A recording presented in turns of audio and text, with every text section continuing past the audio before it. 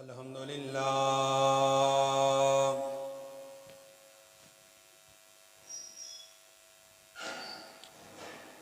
الحمد للہ الذی لم یزل عالما قیوما سمیعا بصیرا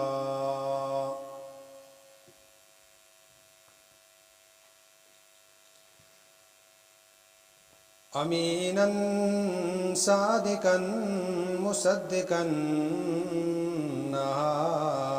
ہاشمیا والصلاة والسلام على سید الانبیاء والمرسلین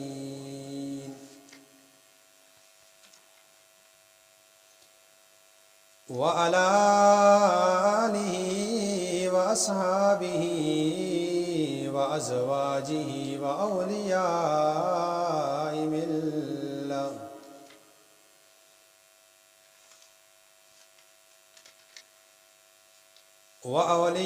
ملته وعلماء أهل سنته إلى يوم الدين.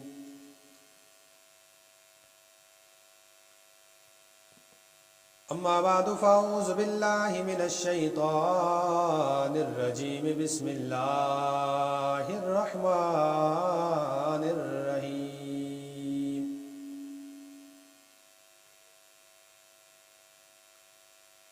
لا تجعلوا دعاء الرسول بينكم كدعاء بعضكم بعضا.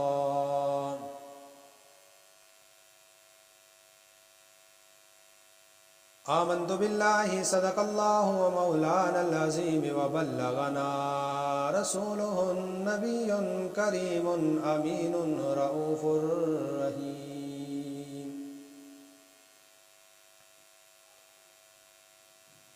ببركته إن الله وملائكته يصلون على النبي يا أيها الذين آمنوا صلوا عليه وسلموا تسليما.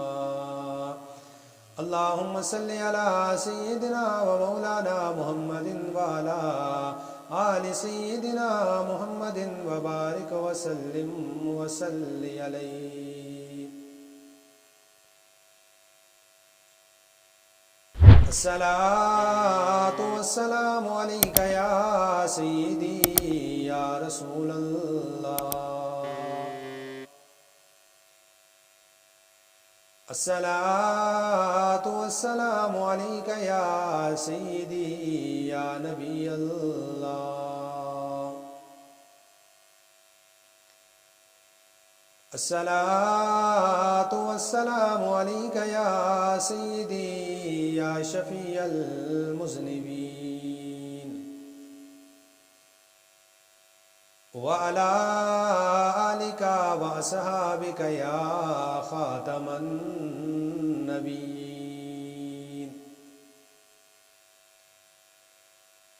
مولاي صل وسلم دائما أبدا على حبيبك خير الخلق كلهم. هو الحبيب الذي ترجى شفاعته لكل هول من الأهوال مقتحم. فاق النبيين في خلق وفي خلق ولم يدانوه في علم ولا كرم. منزه عن شريك في محاسنه فجوهر الحسن فيه غير منقسم.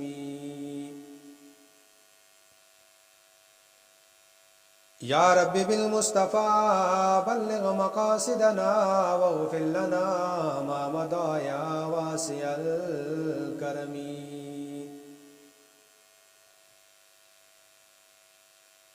يا رسول الله انظر حالنا يا حبيب الله اسمع قالنا. إننا في بحر هم مغرق خذ يدي سهل لنا أشقالنا.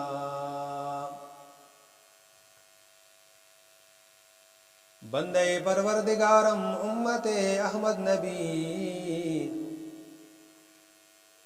دوست دارم چار یارے تاب اولاد علی. مذہب حنفی ادارم ملت حضرت خلیل، خاک پائے غوث اعظم زیر سایہ ہر ولی. صدیق اکس حسن کمال محمد فاروق ذل جاہو جلال محمد است.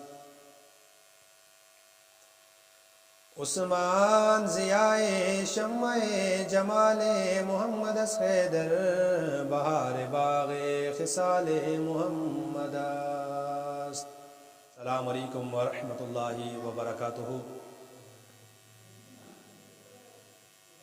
عزیزان گرامی، قرآن مجید برہان رشید کی آیت بینہ تلاوت کرنے کا شرف حاصل کیا. بارگاہ رب العزت میں دعا ہے مولا کریم حق اور سچ بیان کرنے، اس پر عمل کرنے اور دوسرے مسلمان بھائیوں تک پہنچانے کی توفیق عطا فرمائے.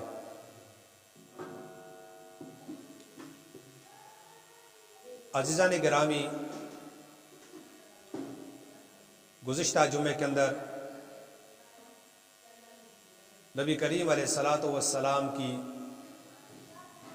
پرنور دعاؤں کا تذکرہ کیا گیا تھا، اور انشاءاللہ العزیز آج کے خطبہ جمعہ میں بھی نبی کریم علیہ الصلاۃ والسلام کی بابرکت دعاؤں کا تذکرہ کریں گے.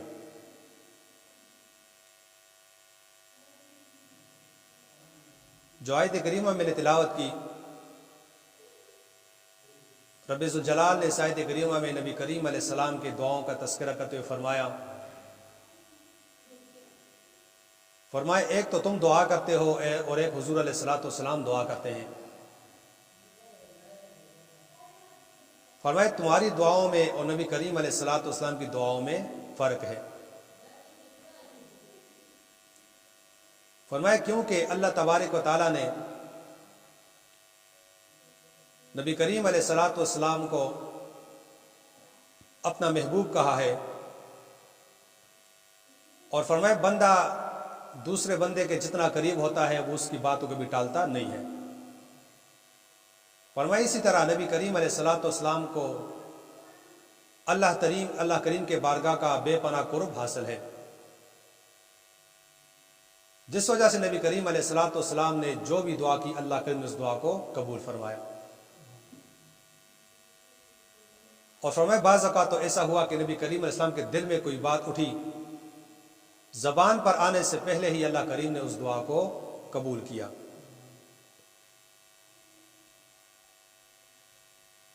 ایک شاعر نے اس بات کی بڑی بہترین عکس بندی کرتے ہوئے فرمایا والفجر ہے رخسار تو والشمس جبی ہے، قرآن بھی مداح جمال شہدی ہے، ہم سر کوئی اس قامت زیبا کا نہیں ہے، اس کا کوئی محبوب نہ ہوگا نہ کہیں ہے. یعنی فرمائے اللہ تبارک و تعالیٰ نے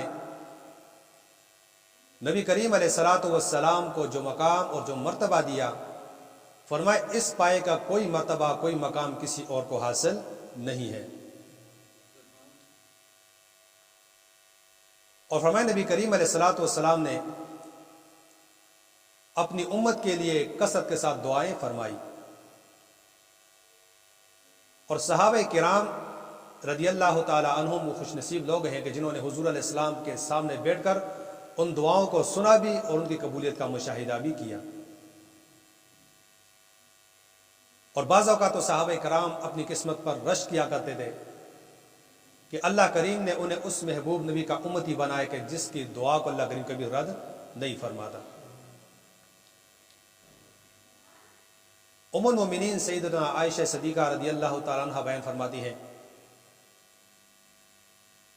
فرمایا کہ میں نے بہت مرتبہ نبی کریم علیہ السلام کی شان محبوبیت کا مشاہدہ کیا، اور نبی کریم علیہ السلام کے بارگاہ میں عرض کی کہ یا رسول اللہ صلی اللہ علیہ وسلم، ما ارا ربک الا یسارع فی ہواک، فرمایا کہ بعض اوقات آپ کی کوئی بات، آپ کی تمنا ہوتی ہے، کوئی رضا ہوتی ہے، اللہ کریم زبان پر لانے سے پہلے ہی اس بات کو قبول کر دیتا ہے۔ تو اعلیٰ حضرت امام احمد رضا خان بریلوی رحمۃ اللہ علیہ نے اس بات کی ترجمانی کرتے ہوئے فرمایا، خدا کی رضا چاہتے ہیں دو عالم، خدا چاہتا ہے رضائے محمد۔ یعنی فرمائے کل کائنات اس بات کو چاہتی ہے، اس کے دل میں تمنا ہوتی ہے کہ اللہ کریم ہم سے راضی ہو جائے، لیکن فرمایا رب ذوالجلال نے نبی کریم علیہ الصلاۃ والسلام کو یہ مقام اور یہ مرتبہ دیا کہ اللہ کریم خود حضور علیہ السلام کی رضا کو چاہتا ہے۔ یعنی فرمائے جس بات میں حضور کی تمنا ہوتی ہے، حضور کی خوشی ہوتی، اللہ کریم اس بات کو قبول کر لیتا ہے۔ فرمائے اسی وجہ سے امت محمدی کو اس بات پر رشک کرنا چاہیے، اس بات پر فخر کرنا چاہیے کہ اللہ کریم نے نبی کریم علیہ السلام کی امت میں ہمیں پیدا کیا۔ اور نبی کریم علیہ السلام کی دعائیں اتنی قدر اور عظمت والی تھی کہ غیر مسلم بھی ان دعاؤں کی تمنا کیا کرتے تھے۔ حضرت سیدنا ابو موسیٰ اشعری رضی اللہ تعالیٰ عنہ بیان فرماتے ہیں،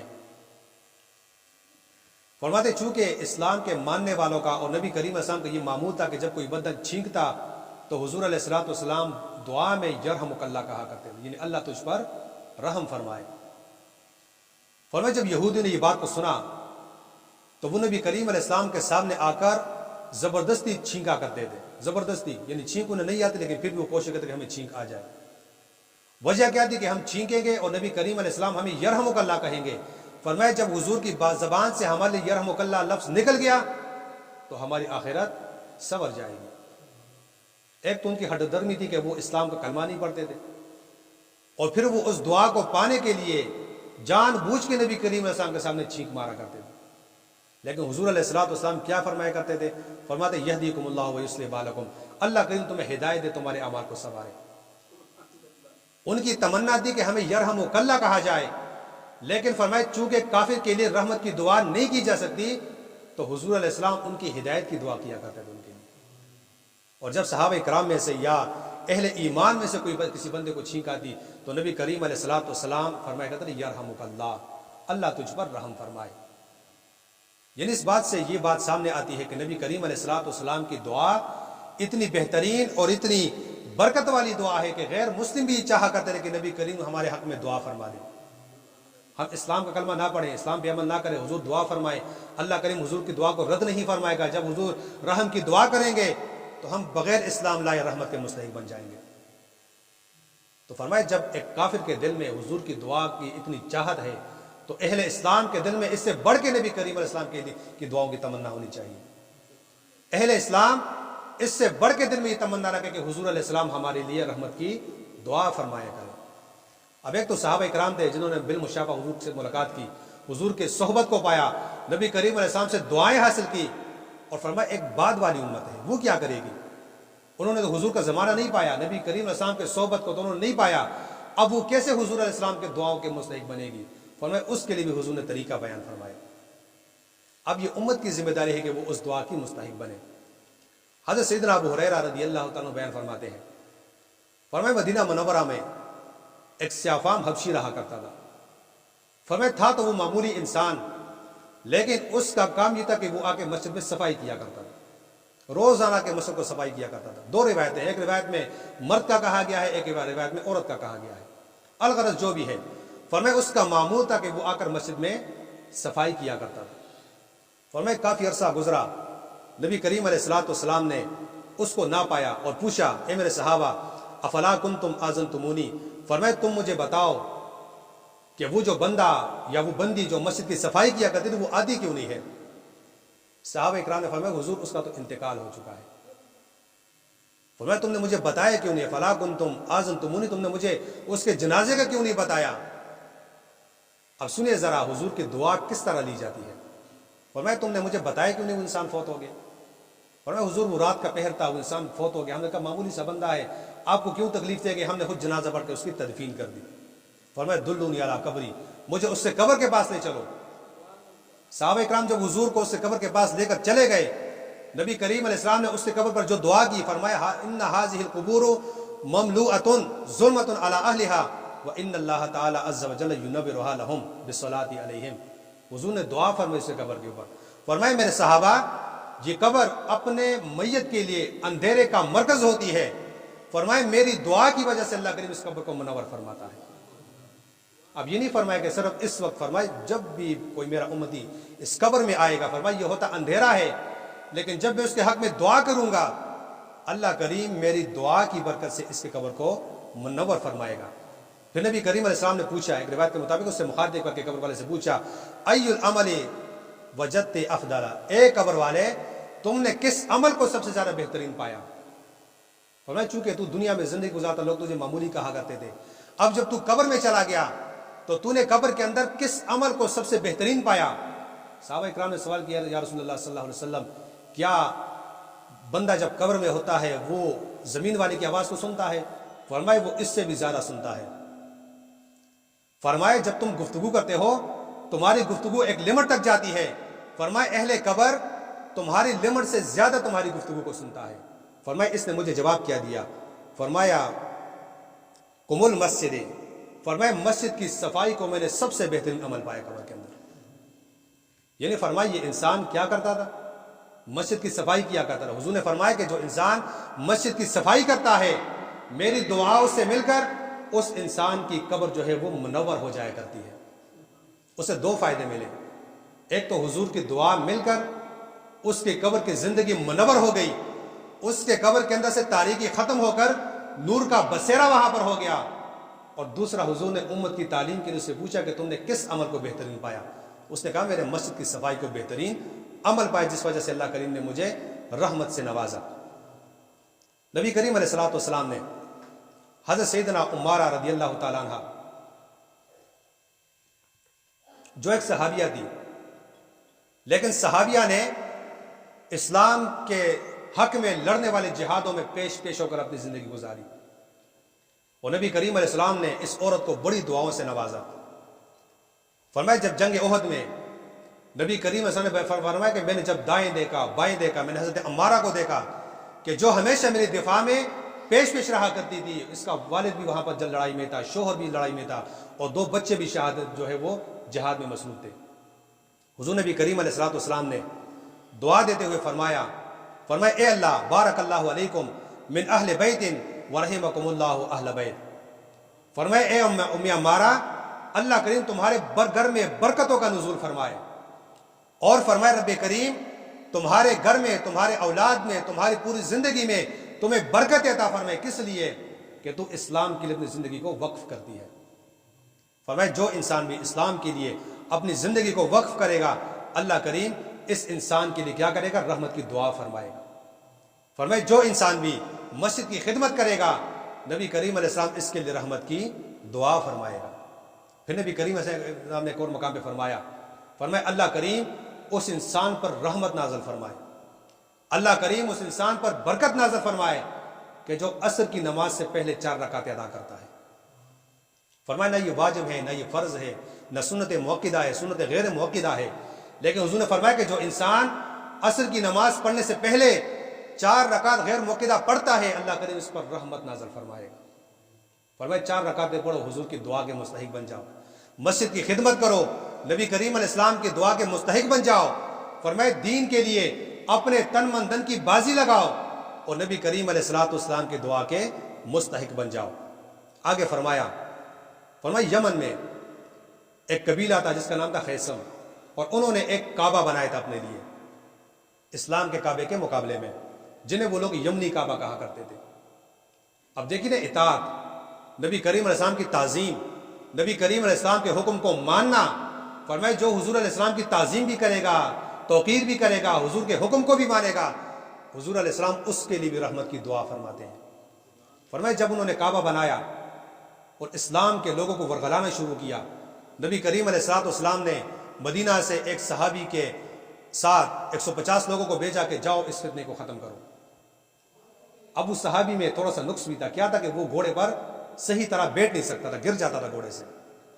اب اس نے اپنا عذر پیش نہیں کیا، یہ نہیں کہا کہ حضور آپ اتنی بڑی ذمہ داری میرے کندھوں پہ ڈالتے ہیں، حالانکہ میں تو صحیح معنوں میں گھڑ سواری بھی نہیں کر سکتا۔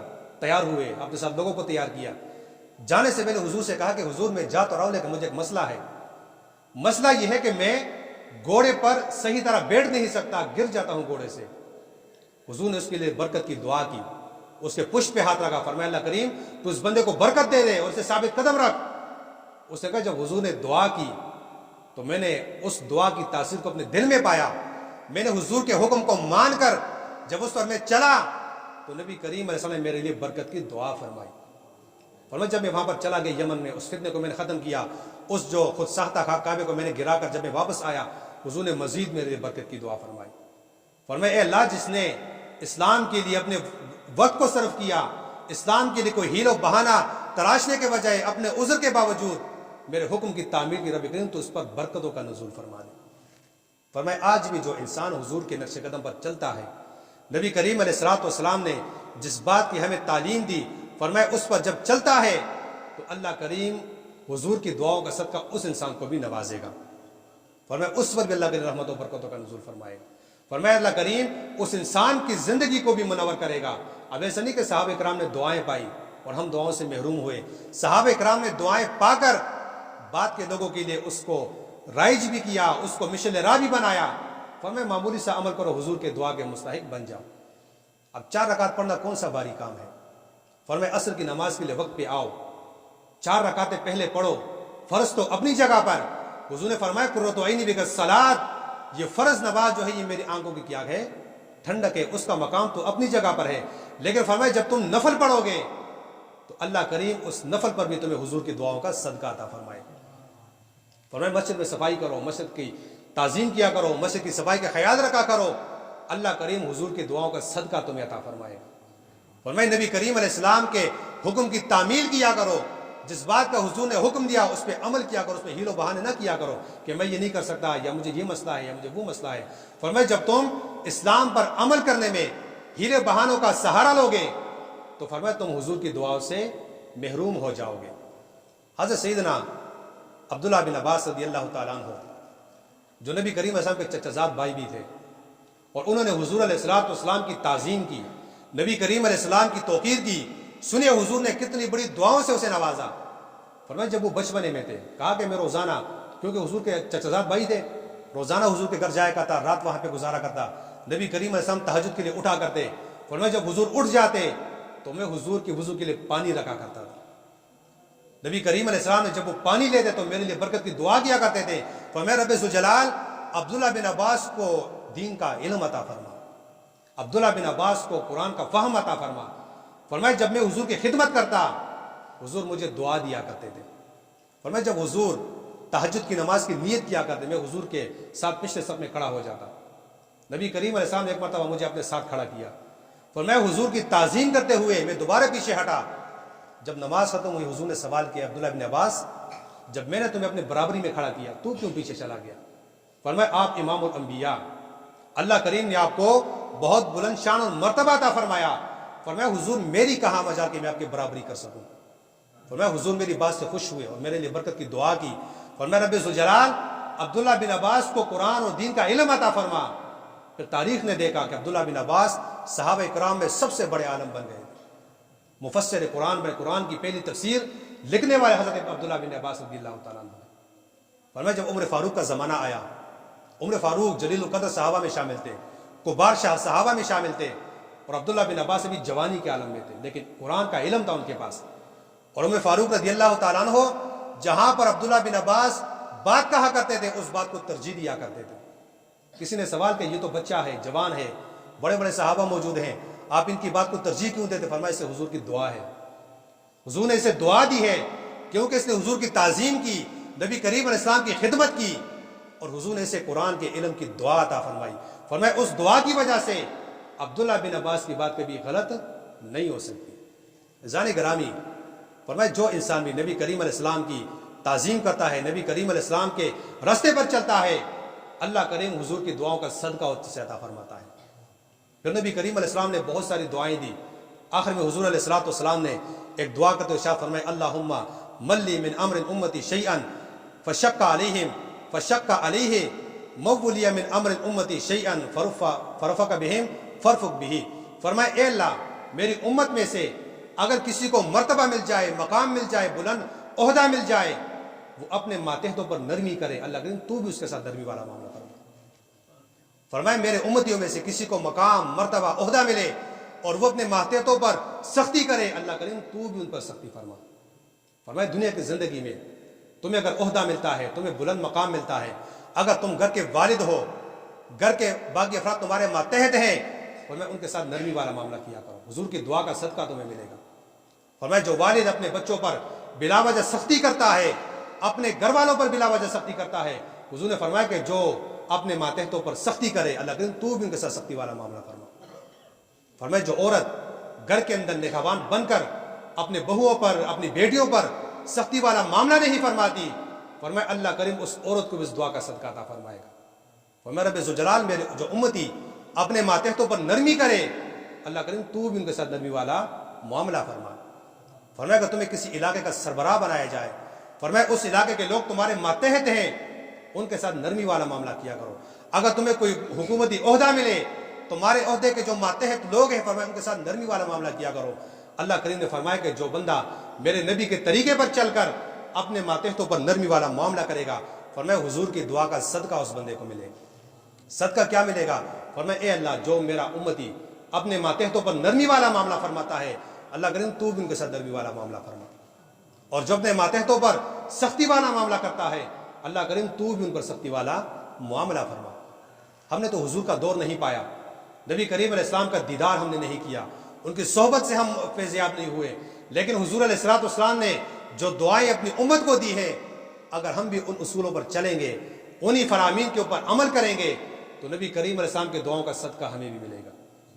پھر نبی کریم علیہ السلام نے ایک مقام پر دعا کرتے ہوئے ارشاد فرمایا، فرمایا رب ذوالجلال میرا جو امتی میری کسی بات کو سنے، اسے محفوظ کرے، اس پر عمل کرے، اور عمل کرنے کے بعد دوسرے بندے تک پہنچائے، فرمایا اللہ کریم تو اس پر رحمت نازل فرما، اس پر برکت نازل فرما، اس انسان کی زندگی کو منور فرما دے تو کہ جو علم دین سیکھتا ہے، اس پر عمل کرتا ہے اور اس کے بعد دوسرے تک اس بات کو پہنچاتا ہے، فرمایا تو اس پر بھی کیا فرما؟ رحمت نازل فرما. تو نبی کریم علیہ السلام نے مزید دعا کا تو ارشاد فرمایا، فرمایا رب ذوالجلال میرا جو امتی فساد کے وقت میں میری ایک سنت پہ عمل کرے گا، ایک سنت کو زندہ کرے گا، تو اس پر بھی رحمت والا معاملہ فرما. فرمایا جو بندہ فساد کے وقت، آج آپ جانتے ہیں فساد کا دور ہے، امت کے فساد کا وقت ہے، دین کے ساتھ جو مذاق اڑایا جاتا ہے، دین کے اصل تصویر کو جو تمسخر بنایا جاتا ہے، اور اسلام سے آئے روز ہماری جو دوری بنتی جا رہی ہے، فرمایا اس دور میں سنتوں پر عمل کرو، نبی کریم علیہ السلام کی ایک سنت کو زندہ کرو، سر پہ ہمیشہ ٹوپی رکھا کرو، حضور کی سنت ہے، چہرے پر داڑھی رکھا کرو، حضور کی سنت ہے. فرمایا کھانا کھاتے ہوئے سنت کے ساتھ کھانا کھایا کرو، اس پر بھی تمہیں ثواب ملے گا. مسجد میں آتے جاتے وقت سنت کے ساتھ آیا کرو، تمہیں اس کا بھی ثواب ملے گا. فرمایا ایک سنت کو زندہ کرو گے، حضور نے فرمایا لگن اس پر رحمت نازل فرما. اور دوسری دعا ارشاد فرمائی، فرمایا کہ جو میرا امتی فساد کے وقت میری ایک سنت پہ عمل کرے گا، اللہ کریم سے 100 شہیدوں کا ثواب عطا فرمائے گا. اب ایک شہید کا مقام کیا ہوتا ہے، ایک شہید کا مرتبہ کیا ہوتا ہے؟ فرمایا شہید جب میدان جنگ میں شہید ہوتا ہے، فرمایا اس کے جسم سے جب خون نکلتا ہے، وہ خون کا قطرہ زمین تک پہنچنے سے پہلے اللہ کریم سے جنت میں داخل فرما لیتا ہے. یہ کیا ہے؟ شہید کا مقام ہے. اور شہادت کے علاقوں میدان جنگ میں جانا پڑے گا، تلوار اٹھانی پڑے گی، ہتھیار اٹھانے پڑیں گے، تکلیفیں برداشت کرنی پڑیں گی، لیکن فرمایا ایک سنت پہ عمل کرو، فساد کے وقت میں 100 شہیدوں کا ثواب اللہ کریم تمہیں عطا فرمائے گا. عزیزان گرامی، نبی کریم علیہ السلام نے ہر موقع پر اپنی امت کے لیے دعائیں دی. فرمایا یہ دعائیں صحابہ سے تمہارے لیے نہیں ہے، فرمایا بعد کے آنے والے لوگ، بعد کے آنے والے امتی جب انہی اصولوں پہ عمل کریں گے، فرمایا ان دعاؤں کا صدقہ انہیں بھی ملے گا. آج آپ دیکھتے ہیں ہم جاتے ہیں کسی کوئی نیک بندہ کہ ہمارے لیے دعا فرما لیجیے، کوئی نمازی بندہ ہوتا ہے میرے لیے دعا فرمائے، اللہ کریم میری مشکل کو دور کرے. جب اس نیک بندے کی دعا ہمارے حق میں لگ سکتی ہے تو کیا نبی کریم علیہ السلام نے جو دعا فرمائی، اگر اس عمل کو ہم اپنائیں گے تو کیا ہمیں اس دعا کا صدقہ نہیں ملے گا؟ ضرور ملے گا. فرمائے حضور کے نقش قدم پر آؤ، اسلام کے مطابق زندگی گزارو، حضور کی دعاؤں کا صدقہ پاؤ، اللہ کریم تمہاری زندگی کو تمہارے لیے کیا کرے گا؟ منور کر دے گا۔ اللہ کریم کے جناب میں دعا ہے کہ صحیح معنوں میں سنت رسول کا ہمیں اتباع کرنے کی توفیق عطا فرمائے۔ وما علینا